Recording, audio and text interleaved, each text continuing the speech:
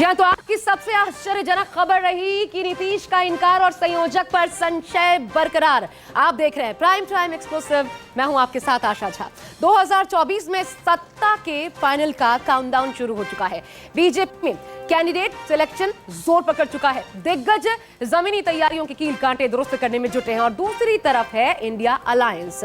बैठकों का यहां पर न तो दौर खत्म हो रहा है, न जमीन पर कोई पोजीशन नजर आती है। तैयारियों के नाम पर अभी तक सिर्फ बैठकें हैं और है आपसी मतभेद। इंडिया अलायंस की फिर एक बैठक हुई, लेकिन ये बैठक जो थी वो वर्चुअल थी। संयोजक और सीट शेयरिंग को लेकर अब भी हालांकि स्थिति साफ नहीं हो पाई है। बैठक में ये दोनों मसले जस के तस बने रहे। न तो संयोजक तय हो पाया, न सीट शेयरिंग का कोई फॉर्मूला ही सामने आ पाया। नीतीश को मनाने के लिए संयोजक पद की पेशकश जरूर की गई, लेकिन नीतीश ने साफ कह दिया उन्हें न तो संयोजक पद चाहिए, न ही कोई और पद। ऐसे में अब सवाल यह है कि आखिर कब तक होगा इंडिया गठबंधन का संयोजक तय और कैसे होगी सीट शेयरिंग। तो आज अगले आधे घंटे में इसी का विश्लेषण, पूरा विश्लेषण आपके सामने रखेंगे और बताएंगे आपको कि आखिर क्यों नहीं निकल रहा इंडिया गठबंधन में सीट शेयरिंग का समाधान और कौन होगा जिसकी नीति और नियति विपक्ष को मोदी सरकार के खिलाफ दिलाएगी। जी देखिए, सब समय पर हो जाएगा, चिंता मत करिए। कहने के लिए तो हम दुनिया को कहते हैं कि India is the mother of democracy, लेकिन पता नहीं क्यों हम अपने हाथों से ही अपनी माँ की कत्ल जो है जम्मू कश्मीर में करना पसंद करते हैं। कुणाचे खोजे करावं आणि त्याच्या नावाने वर्ष वागायचं असं आता वाटत आम्हाला ही खात्री आहे की उद्याच्या निवडणुका झाल्याचा 18 जुलाई 2023 ये वो तारीख थी जिस दिन 2024 लोकसभा चुनाव में मोदी सरकार को चैलेंज देने के लिए देश के विपक्षी दलों ने एक साथ एक छत के नीचे आने का फैसला किया और विपक्षी दलों ने अपनी इस एकजुटता को इंडिया नाम देकर एनडीए सरकार की पेशानी पर चिंता की लकीरें खींच दी। 2024 के आगाज के साथ ही इंडिया गठबंधन भी एक्टिव मोड में आ गई। लगातार मंथन और बैठकों का दौर जारी है। साथ ही सभी पार्टियां साफ कह रही हैं कि गठबंधन में सब कुछ ठीक है और सारे मसले जल्द से जल्द सुलझा लिए जाएंगे। सब समय पर हो जाएगा, चिंता मत करिए। मुझे उम्मीद है कि जो गठबंधन की बातचीत हो रही है वो अच्छे माहौल में बातचीत हो रही है और उसका बहुत जल्दी आपको पता लग जाएगा। 2024 में इस बार सीधा मुकाबला एनडीए बनाम इंडिया गठबंधन में है। लेकिन भले ही इंडिया अलायंस एकजुट होने का दावा कर रही हो, लेकिन ताजा सियासी हालात तो यही बयां कर रहे हैं कि इंडिया अलायंस में सबको एक साथ लेकर चलना आसान नहीं होगा, क्योंकि सभी पार्टियों ने सीट शेयरिंग से पहले ही अपनी महत्वाकांक्षाएं जाहिर करनी शुरू कर दी, चाहे बिहार हो, बंगाल हो, यूपी हो या महाराष्ट्र। सीट शेयरिंग की राह इन राज्यों में आसान नजर नहीं आ रही। वहीं संयोजक पद को लेकर भी संशय की स्थिति जस की तस बरकरार है। 2024 को लेकर विपक्षी दलों के गठबंधन की शनिवार को वर्चुअल मोड में बड़ी बैठक हुई।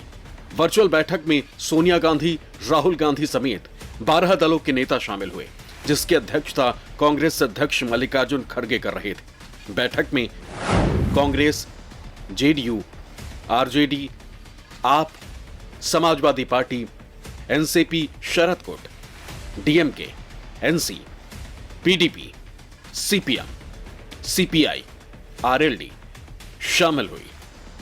बैठक में सीट शेयरिंग के साथ साथ संयोजक बनाने के प्रस्ताव पर चर्चा हुई, जिसमें नीतीश कुमार को संयोजक बनाने को लेकर प्रस्ताव रखा गया, लेकिन नीतीश ने संयोजक पद लेने से मना कर दिया।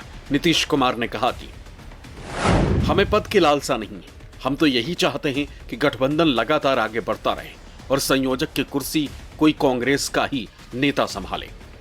बैठक में कांग्रेस की भारत जोड़ो न्याय यात्रा पर भी चर्चा हुई। इससे पहले कांग्रेस महासचिव जयराम रमेश ने शुक्रवार को ट्वीट कर बताया था कि बैठक में 14 जनवरी से मणिपुर में शुरू होने वाली भारत जोड़ो न्याय यात्रा में गठबंधन दलों की भागीदारी पर भी चर्चा होगी।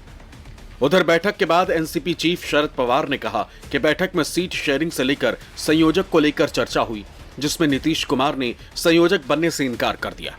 कुछ लोगों ने सुझाव दिया कि गठबंधन का नेतृत्व मल्लिकार्जुन खड़गे को करना चाहिए। इस पर सभी सहमत हुए। हमने आने वाले दिनों में योजना बनाने के लिए एक समिति भी बनाई है, जल्द ही इस पर फैसला लिया जाएगा। नंतर बहुमत मिळाल्यावर आम्ही निश्चित भागाला देशाला पर्याय देऊ शकतो. आता तुम्हाला 1977चं उदाहरण सांगतो. 1977 साली लोकांनी निवडणुका लढवल्या. निवडणूक झाल्यावर जनता पक्षाची निवड झाली आणि त्याच्यानंतर मोरारजी देसाईंची निवड झाली. निवडणुकीला जाताना मोरारजी भाईंना फोर्स केले नव्हतं. त्यावेळेला अनिल वाणी यांच्या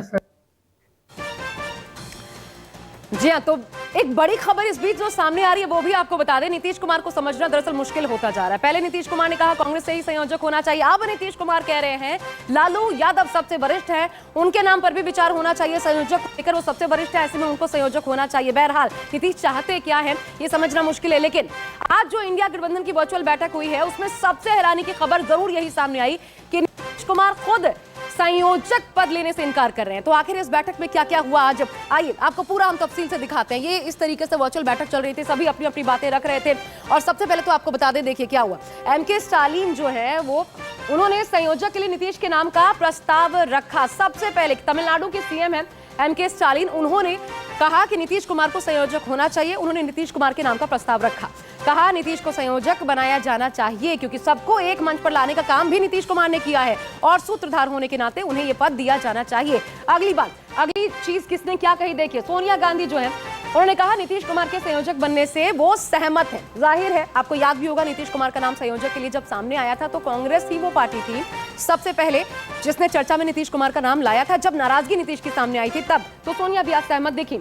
अब तीसरी बड़ी बात बताते हैं आपको क्या हुआ। सोनिया ने चेयरपर्सन के लिए हालांकि खड़गे के नाम का प्रस्ताव रखा। इसी बीच सोनिया गांधी का यह कहना था कि नीतीश संयोजक बने और मल्लिकार्जुन खड़गे को चेयरपर्सन की जिम्मेदारी दी जाए, ऐसी उनकी इच्छा है। उन्होंने साथ में यह भी कहा। अब आगे आपको बताते हैं, देखिए हुआ क्या। बीच में एक इंटरेस्टिंग टर्न जो आया, राहुल गांधी ने संयोजक पर ममता बनर्जी से बात करने की बात कही। उन्होंने कहा ममता बनर्जी से चर्चा की जाए। नीतीश कुमार के संयोजक पद को लेकर उन्होंने ये कहा कि इस नाम पर एक बार पश्चिम बंगाल की जो सीएम है ममता बनर्जी, उनसे भी जरूर चर्चा कर ली जाए। क्यों? क्योंकि पिछली बैठक में ममता ने नीतीश की बजाय मल्लिकार्जुन खड़गे को पीएम पद का उम्मीदवार बताया था और साथ ही उन्हें संयोजक बनाने का प्रस्ताव रखा था। लेकिन अब जब राहुल गांधी ने ऐसा कहा तो क्या हुआ आपको बता दे। देखिए राहुल गांधी के बयान के बाद बैठक में मौजूद जेडीयू नाराज हो गई। फिर क्या हुआ, देखिए नाराजगी कैसे सामने आई। जेडीयू ने कहा हमने संयोजक का कोई आवेदन नहीं दिया है। तुरंत काउंटर जेडीयू की तरफ से सामने आया। पूर्व अध्यक्ष थे लल्लन सिंह, जेडीयू के बैठे थे, उन्होंने कहा हमने संयोजक का कोई आवेदन नहीं दिया था, ये सभी की राय थी, हमने कोई पद मांगा भी नहीं। यानी कहीं ना कहीं जेडीयू इस बात से खफा नजर आई कि नीतीश के नाम को लेकर संशय की स्थिति अभी भी बनी हुई है, जबकि 24 के चुनाव में अब ज्यादा दिनों का वक्त बचा नहीं है। आगे देखिए क्या हुआ, 7वां पॉइंट भी आपको दिखाते हैं। नीतीश कुमार ने कहा संयोजक पद की मुझे लालसा नहीं। नीतीश कुमार ने सोचा, चुप्पी सही नहीं। लल्लन सिंह के बाद तुरंत नीतीश ने साफ कर दिया और कहा संयोजक पद की मुझे लालसा नहीं है। वो बस चाहते हैं कि गठबंधन लगातार आगे बढ़ता रहे और जल्द से जल्द जो सीट शेयरिंग का मसला है, जो चुनौतियां हैं, वो खत्म हो जाए। अब आगे दिखाते हैं आपको, देखिए खड़गे को ही बनाया जाए इंडिया गठबंधन का संयोजक। नीतीश कुमार की तरफ से यह भी कहा गया, उनका तर्क ये था कि उन्हीं की अध्यक्षता में क्योंकि गठबंधन की बैठक हो रही है तो उन्हें ही ये काम सौंपा जाना चाहिए। तो पूरा ये प्रारूप आज रहा। बैठक में जो कुछ हुआ एक एक करके आपको हमने बताया पॉइंटर्स के जरिए। नीतीश का इनका इधर इंडिया गठबंधन की बैठक में संयोजक को लेकर सस्पेंस बरकरार है, तो वहीं दूसरी तरफ बीजेपी इंडिया गठबंधन पर हमलावर है। केंद्रीय मंत्री अनुराग ठाकुर ने विपक्षी गठबंधन पर हमला करते हुए कहा कि ये घमंडिया गठबंधन है जिसका न कोई नेता है न नीति है और नियति में भी खोट है। घमंडिया गठबंधन का जहां घमंड और अहंकार सिर चढ़ के बोल रहा है, एक नेता दूसरे नेता से बात नहीं करता है। पश्चिम बंगाल में चौधरी साहब कुछ कहते, ममता दीदी कुछ और कहती, तीसरा कुछ और कहता है। ये आपस में ही ना सुर मिलते ना ताल मिलता है। और हमने पहले दिन ही कहा था ना इनका नेता है कोई, ना नीति है और नियत में खोट तो पहले दिन से ही नजर आता था।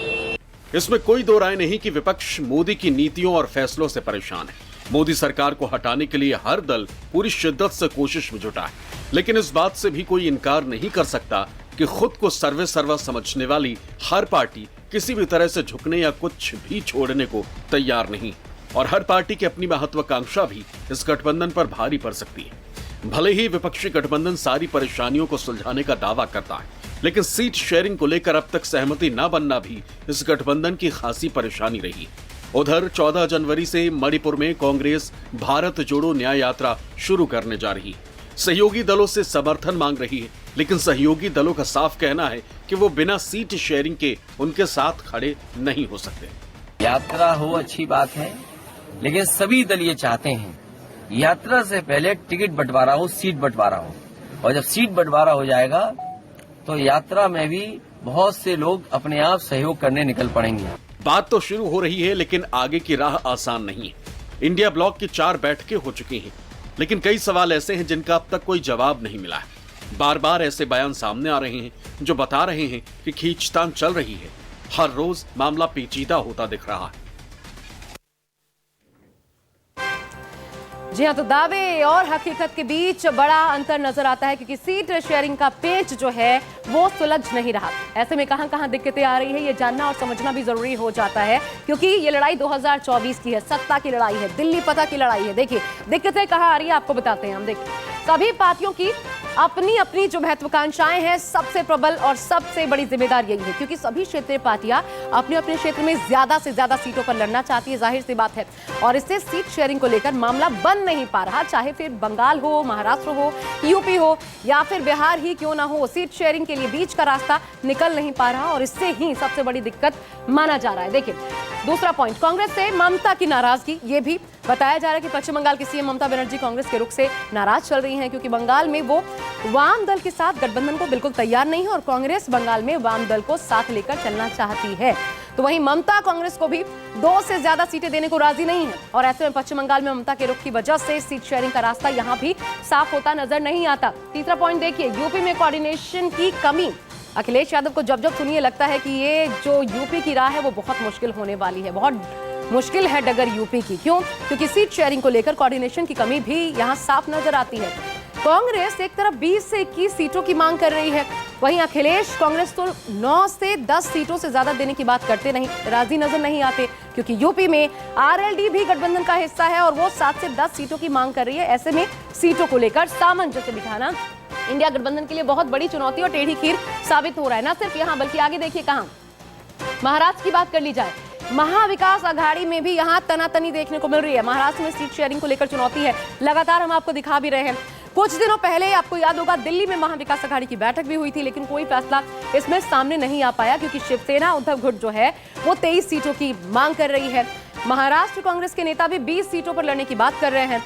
इधर एनसीपी और प्रकाश अंबेडकर की जो पार्टी है वो भी गठबंधन का हिस्सा है। ऐसे में सीट शेयरिंग का मसला यहाँ भी फंसा हुआ है, किसको कितनी सीटें देंगे, कैसे होगा एडजस्टमेंट। आगे देखिए दिल्ली पंजाब, एक बड़ी दिक्कत यहाँ भी कांग्रेस और आप के बीच, यहाँ पर भी घमासान है, रार है। इंडिया गठबंधन के लिए जो सबसे ज्यादा पेचीदा है वो ये राज्य भी हैं, दिल्ली और पंजाब। क्यों? क्योंकि यहाँ आम आदमी पार्टी की सरकार है, आम आदमी पार्टी का दबदबा है, और आम आदमी पार्टी कांग्रेस को ही यहाँ सत्ता से बेदखल करके सत्ता पर काबिज हुई है। ऐसे में दोनों ही दलों के क्षेत्रीय नेता इस गठबंधन में चुनाव लड़ने को राजी नहीं है, तो पंजाब दिल्ली में भी मामला अटका हुआ नजर आता है। तो बड़े जो राज्य हैं वहां पर ही मामला फंसता नजर आता है। इसलिए कांग्रेस का जो ध्यान है वो उत्तर से छटककर दक्षिण की तरफ हो रहा है, क्योंकि कांग्रेस को उम्मीदें हैं 131 सीटें कुल मिलाकर के दक्षिण से आती हैं और इन पर ज्यादा से ज्यादा जीत हासिल की जा सकती है। अब कल से शुरुआत हो रही है भारत जोड़ो न्याय यात्रा की। राहुल गांधी की इस यात्रा को भले कांग्रेस चाह रही है, कितना समर्थन मिलता है ये देखना होगा, क्योंकि इससे भी कहानी निकलेगी गठबंधन कितना एक हो पाया।